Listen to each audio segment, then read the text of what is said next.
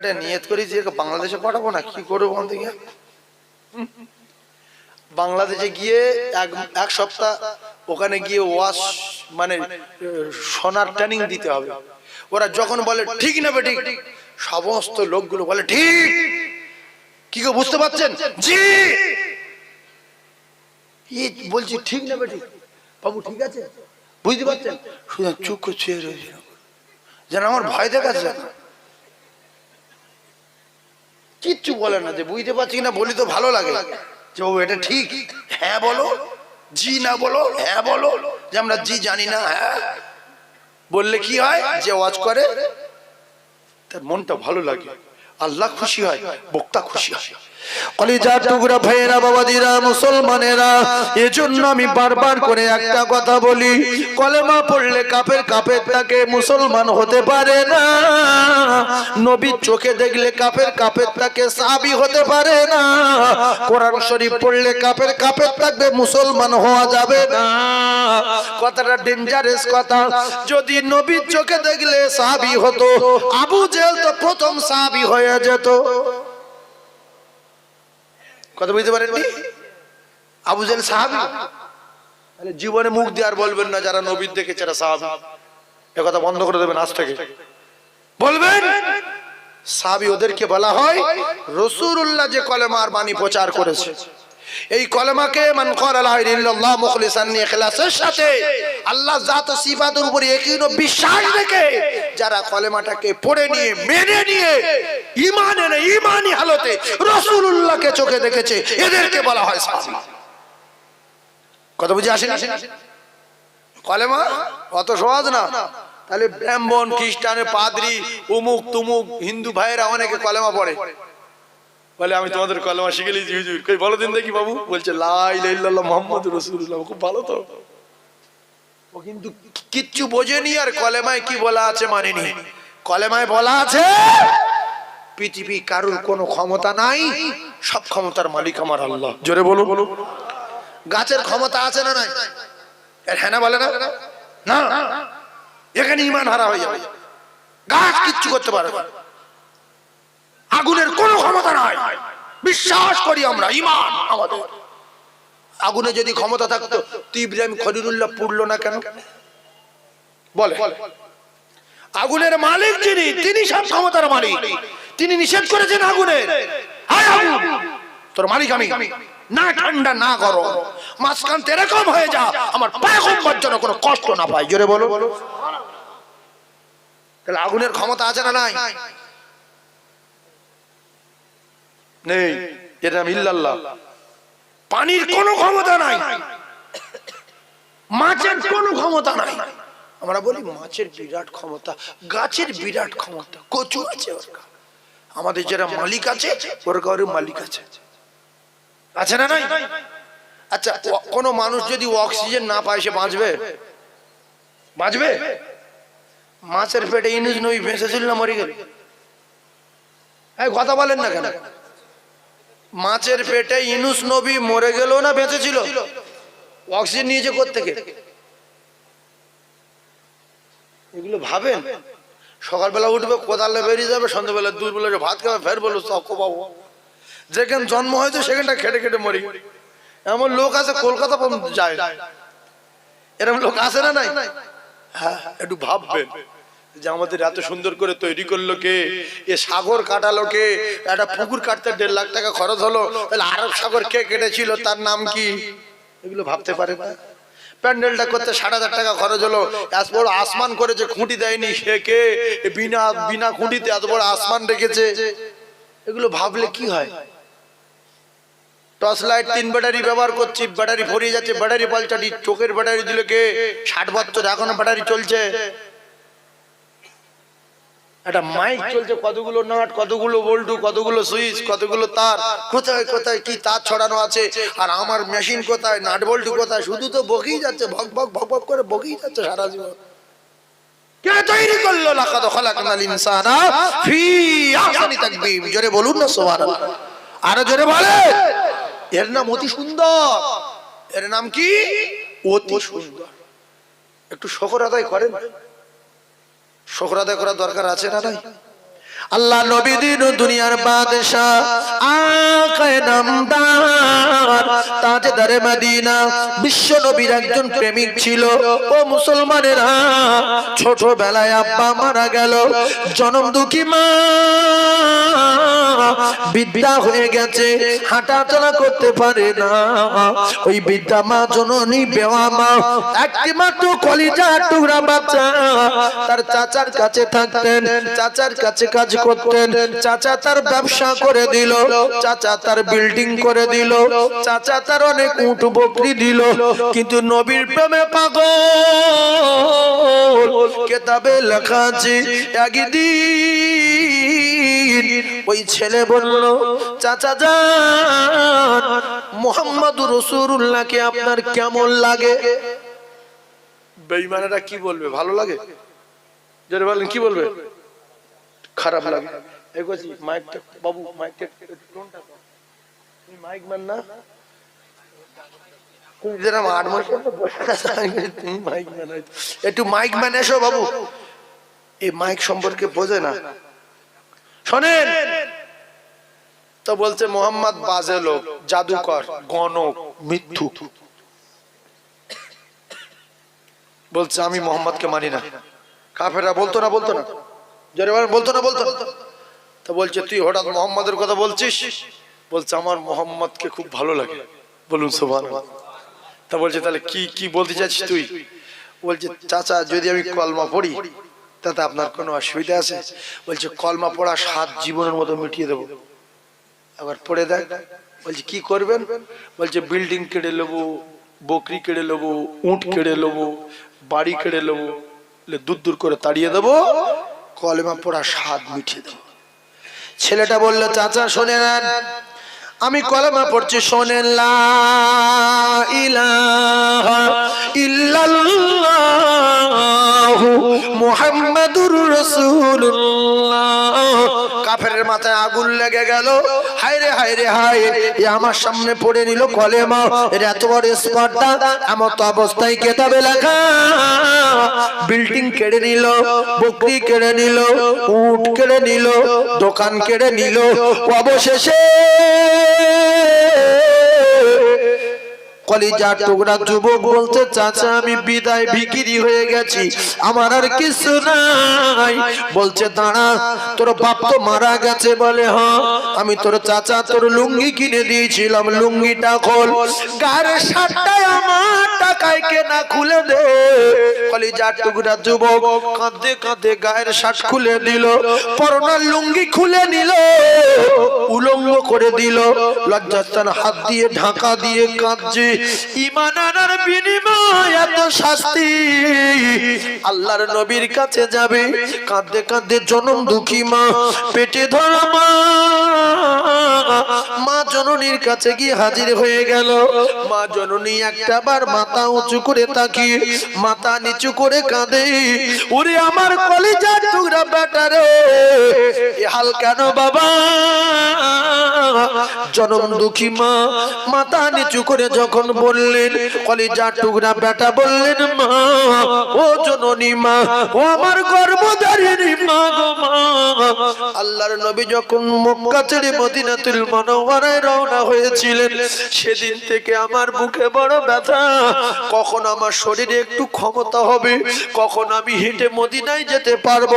আজকের আমার বয়স 20 বছর, আমার আব্বা নাই, আমি রাসূলের প্রেমে পাগল হয়ে গিয়ে ও জননী মা, আমি ঈমানের কলেমা পড়েছি বলে আমার শুধু উলঙ্গ না, আমার সম্পদ কেড়ে নিয়েছে, দোকান কেড়ে নিয়েছে, উট বকরি কেড়ে নিয়ে, গায়ের শার্ট খুলে নিয়ে জননী মা পরনের লুঙ্গিটাও দিল না। আমি এখন রাসূলুল্লাহর কাছে যাব মদিনায়। ও জননী মা গো মা, আমার একটু কাপড়ের ব্যবস্থা করুন, কেতাবে লেখা জনম দুঃখী মা ছোট্ট একটা কাপড়ের টুকরা দিল, ওই কাপড়টুকু কোন রকম জড়িয়েছে, হাঁটু ঢাকা পড়ে না। গর্ভধারিণী বললেন বাবা ঈমান এনেছিস, তুই চলে যাবি মদিনায়? বলে হ্যাঁ। জনম দুঃখী মা বললেন বাবা তুই চলে যা মদিনায়। গর্ভধারিণীর কাছ থেকে ছোট্ট একটা কাপড়ের টুকরা নিয়ে মদিনাতুল মুনাওয়ারার জমিনে রওনা হয়ে যায়। আমরা পাশে গিয়েছি, ও কলিজার টুকরারা 6 থেকে 650 কিলোমিটারের মতো রাস্তা, আর তখন পায়ে হাঁটা রাস্তা ছিল, এখনকার মতো গাড়ি রাস্তা ছিল না। জঙ্গলের পর জঙ্গল অতিক্রম করে, পাহাড়ের পর পাহাড় অতিক্রম করে চলে যাচ্ছে মদিনায়। যে যার ভালোবাসি যদি অরিজিনাল প্রেমিক হয়ে যায়, পায়ে কাঁটা পড়লে বুঝতে পারবে না, ক্ষুধা লাগবে না, তৃষ্ণা লাগবে না, শুধু আল্লাহর নবী নবী নবী, ইয়া রাসূলুল্লাহ ইয়া হাবিবাল্লাহ ইয়া রাসূলুল্লাহ। জিনের ভয় নাই। বেটা ছেলে মেয়ে ছেলে প্রেম করে, রাত্রেবেলা বাঁশ বাগানে যাচ্ছে, মাঠের মাঝখানে যাচ্ছে, বট গাছের গোড়ায় যাচ্ছে, কেন? প্রেমিকের টানে পড়েছে। জিনের ভয় নাই, সাপের ভয় নাই, বাঘের ভয় নাই, শিয়ালের ভয় নাই, চলে যাচ্ছে প্রেমের টানে জঙ্গলে।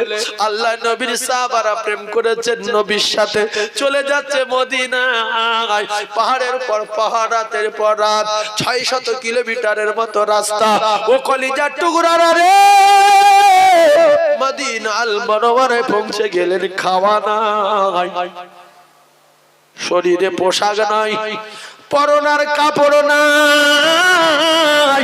আল্লাহর নবী দিন দুনিয়ার বাদশাহ, বিশ্ব নবীর পাগল। বাবে জিবরিল একটা গেট আছে, বাবুন নিসা বলে একটা গেট আছে। কয়েকবার আল্লাহ মদিনায় নিয়ে গেছে, খুব ভালো করে দরজাগুলো দেখেছি, গুনেছি। মুসলমানেরা আমার বাবে জিবরিল থেকে প্রবেশ করলেন, আওয়াজ দিচ্ছে ইয়া রাসূলুল্লাহ ইয়া রাসূলুল্লাহ ইয়া রাসূলুল্লাহ। আল্লাহর নবী দেখছে আওয়াজ আসছে ইয়া রাসূলুল্লাহ কে। বাইরে বেরিয়ে দেখলো একটা যুবক, শরীরে কাপড় নাই, পরনার কাপড় নাই, হাঁটু ঢাকা নাই, কোন রকমে একটা কাপড়ের টুকরা পরা। আল্লাহর নবী বললেন বাবু তোমার নাম কি, কোথায় বাড়ি, কি হয়েছে তোমার? আল্লাহ রাসূলকে বললেন ইয়া রাসূলুল্লাহ আমার নাম আব্দুল উজ্জামা, মক্কায় আমার বাড়ি। রসুল বললেন এ হাল কি করে হলো? বলছে ইয়া রাসূলুল্লাহ আমার আব্বা নাই, আমার আব্বা মারা গেছে, আমি এতিম হয়ে গেছি। আমি সেখান থেকে আমার চাচার কাছে বড় হয়েছি, কিন্তু আপনি মক্কা ছেড়ে যখন মদিনাতুল মুনাওয়ারায় রওনা হয়েছিলেন, সেদিন থেকে আমার কলিজা ফানা। কখন আমি মদিনায় যাব, কখন আমি রাসূলুল্লাহর কাছে যাব। ইয়া রাসূলুল্লাহ আমি আমার চাচার কাছে চাচার কাছে জিজ্ঞাসা করলাম, আমি রাসূলুল্লাহর কলমা পড়তে চাই। চাচা বললেন হবে না, কঠিন শাস্তি দেব। ইয়া রাসূলুল্লাহ আমি কলেমা পড়েছি বলে আমার সমস্ত সম্পদ কেড়ে নিয়ে, উট বকরি গুলো কেড়ে নিয়ে, অবশেষে গায়ের শার্ট খুলে নিয়েছে, বলছে আমার টাকায় কেনা, খুলে দে। ইয়া রাসূলুল্লাহ খুলে দেওয়ার পরে পরনার লুঙ্গিটাও দিল না। ইয়া রাসূলুল্লাহ হে আমার বাড়ি মক্কায়। আল্লাহ রাসূল ওই রকম কাঁদতে কাঁদতে চলে গিয়েছিল মক্কা ছেড়ে। রাতের বেলা নবী যাবার সময় কাফেরদের অত্যাচারে চারিদিকে খোলা তরবারি। বিশ্ব নবী একবার কাবার দিকে তাকায়, আর একবার সামনের দিকে তাকায়। ওরে কাবা রে কাবা, আমি বিদায়, আমি চলে গেলাম রে কাবা। আল্লাহর নবী দিন দুনিয়ার বাদশাহ, জন্মভূমি ছেড়ে রাসূলুল্লাহ যাবার সময় চোখের পানি ঝরিয়েছেন।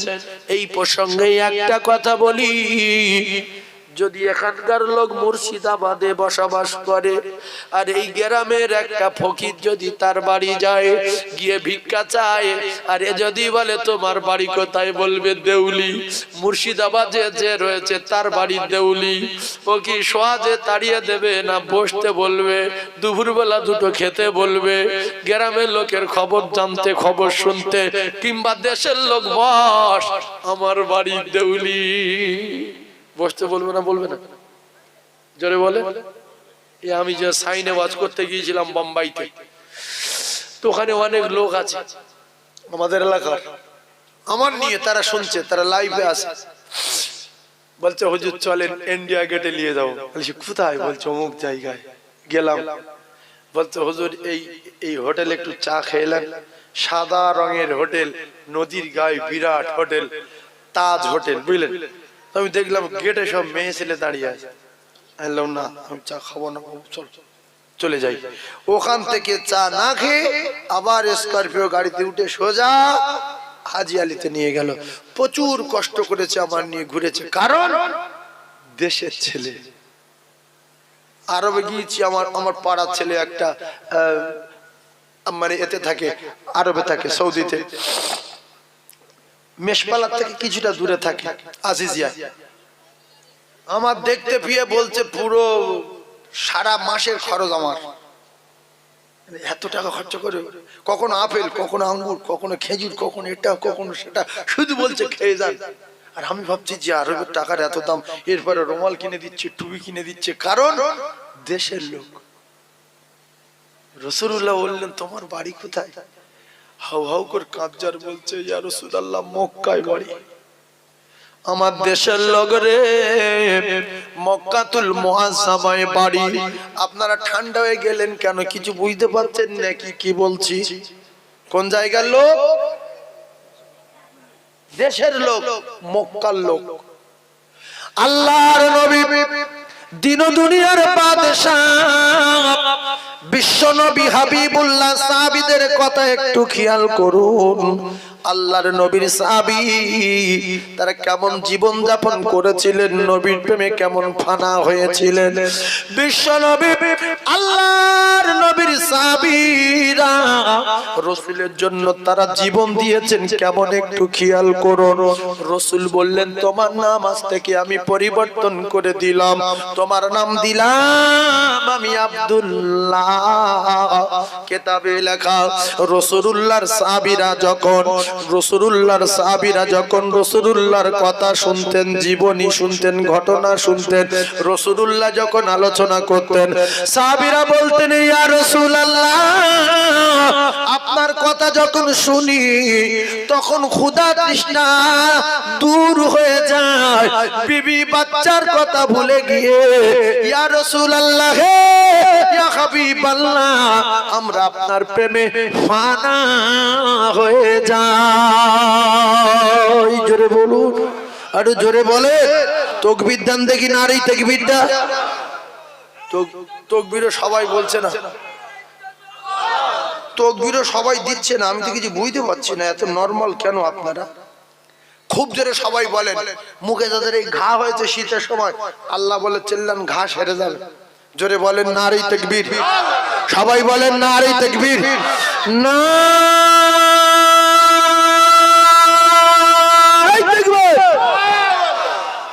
আল্লাহ যারা বলছেন এদের বিচার আপনি করবেন কিয়ামতের মাঠে। আল্লাহদের বিচার করবেন।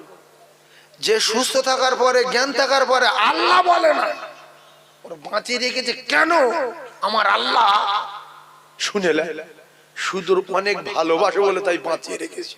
যে তোর অনেক ভালোবাসি বলে তোর এখনো বাঁচিয়ে রেখেছি, তোর মতো লোকের মার বলে মরে যাবি। কেন বাঁচিয়ে রেখেছেন জানেন? শয়তান চ্যালেঞ্জ করেছিল বলে যে আল্লাহও বলতে দেবো না, নবীও বলতে দেবো না, নামাজও পড়তে দেবো না, এই জাহান্নামের টিকিট দেবো। আল্লাহ বলছে অনেক দিন ওর বাঁচিয়ে রেখে দেখবো, যদি ফিরে এসে অন্যায় স্বীকার করে আমি ওর ক্ষমা করে দেবো, সেই জন্য বাঁচিয়ে রেখেছি। না তো আল্লাহ বলে না, নবী বলে না, আজান দিলে মসজিদ যায় না, ওর বাসায় শুধু ফেরেশতার বলবে ধরে না টুটি ধর মার আসার মার, একটা তারা ফেলিয়ে দে, সঙ্গে সঙ্গে হবে না, হবে না। কিন্তু চ্যালেঞ্জটা কার? ইবলিসের। চ্যালেঞ্জটা কার? ইবলিসের। আল্লাহর সঙ্গে চ্যালেঞ্জ দিয়েছে, এখনো চ্যালেঞ্জ চলছে, এখনো চ্যালেঞ্জ চালিয়ে যাচ্ছে, কিয়ামত পর্যন্ত চ্যালেঞ্জ চালিয়ে যাবে। আজান হলে আমি চ্যালেঞ্জ দিয়ে যাচ্ছি, আমার দল বেশি হবে। মসজিদে যদি 10 জন যায়, আমার পক্ষে থাকবে 100 জন, 80 জন, 90 জন। তাই দেখবেন আজান হলে বহু মুসলমানের ছেলে ক্যারাম বোর্ড খেলছে, দোকানে বসে আড্ডা মারছে, উল্টো পাল্টা করছে, রাস্তা বসে বিড়ি খাচ্ছে। কারণ এরা বলছে যে আমরা শয়তানের লোক। আল্লাহকে এই চ্যালেঞ্জটা এরা শয়তানের পক্ষ হয়ে এরা চালিয়ে যাচ্ছে মুসলমানের ছেলেরা। এরা যদি মসজিদে যায় আজান হওয়ার পরে, তাহলে এরা কার দলের লোক? আল্লাহর দলের লোক। আর যদি না যায় কার দলের লোক? শয়তানের দলের লোক। এটা জানতে হবে। শয়তান অনেক লেখাপড়া জানতো, অনেক জ্ঞান ছিল, অনেক যোগ্যতা ছিল, অনেক সেজদা দিয়েছে, কিন্তু ঘ্যাম দেখার কারণে, মাথা নত না করার কারণে আল্লাহ পাক নিজে কাফের বলেছে। এই কাফের, বড় কাফের, বড় কাফের, বড় কাফের বলছে। কে কার? আল্লাহ ইবলিসের বলছে এই কাফের, বড় বড় বেঈমান। কি জন্য বলেছে? সেজদা দেয়নি বলে। কি জন্য বলেছে? সেজদার ভাষা জাদু। এ বেঈমান সেজদা দেয়নি, ওর নাম কি? ইল্লা ইবলিস আবা ওয়াস্তাকবারা ওয়া কানা মিনাল কাফিরিন। বড় কাফের। তাহলে সেজদা দেয়নি কে? বলেন কাফের। জোরে বলেন সেজদা দেয়নি কে? যে না বলবে আল্লাহর ব্যবস্থা করব। জোরে বলেন সেজদা দেয়নি কে? কাফের। জোরে বলেন কাফের। জোরে বলেন কাফের। আর সেজদা দেবে না কে? বলেন। এটা কথা বলো না, বেশ এঙ্গড়া গলা পড়ে গেল। আমি এখানে সেজদা দেবে না কে? কাফের। যদি বলেন তাহলে আমরা নামাজ পড়ি না, আমরা কাফের না। আপনারা কাফের না। আপনাদের এই রমজান মাস একবার পড়েছিলেন 27 দিন, তারপর যে একবার শুক্রবার ভাড়াবার সঙ্গে পড়ে মসজিদে গেছিলেন, আপনার জীবনে একবার নামাজ আছে, আপনি কাফের না। আপনার ভিতরে কলমা আছে। কিছু লোক রেখে যায়, তাহলে আমি নামাজ পড়ি না, আমি কাফের না। আপনি ইমানদার, আপনার একটুখানি আছে, সেজন্য আপনি কাফের। ভয় করবেন না। এই বাবু তোমরা ওখানে দাঁড়িয়ে রয়েছো কেন? মনে করছে মারামারি পেতে, খুব রাশারাশি করছে, মারামারি পেতে গেছে না। একটু আগিয়ে এসে আমার সোনা বসো না, আমি দোয়া করবো তোমাদের জন্য। একটু আগিয়ে এসে দিন দেখি, ভাব শোনা। প্রথম সাহাবাদের নীতিটা মেরে বসে যায়, শয়তান পালাক, এর ভিতরে শয়তান বসে আছে। একটুখানি আগিয়ে আসেন তো, শয়তান পালিয়ে যাক। আসো, একটু আগিয়ে আসুন, একটু আগিয়ে আসুন বাপ, একটু আগিয়ে আসো। এই ফাঁকা জায়গাটা ভরে দেন। ওখানে কি পায়খানা করে নাকি? ওখানটা গোল করে বাদ দিস কেন? কি হয়েছে? কি অবস্থা? গোল করে বাদ দিয়েছে ওই জায়গাটা।